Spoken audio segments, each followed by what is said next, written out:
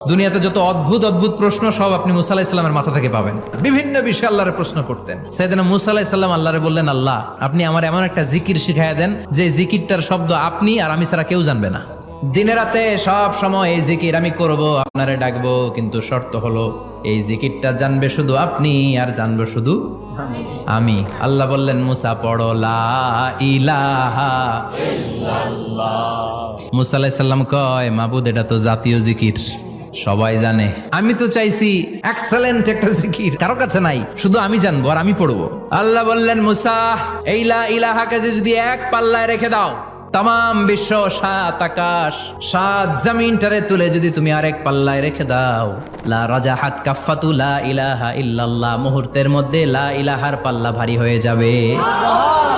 ও মুসা, তুমি যতই এক্সক্লুসিভ জিকির চাও, লা ইলাহার চেয়ে দামি জিকির আমার কাছে নাই।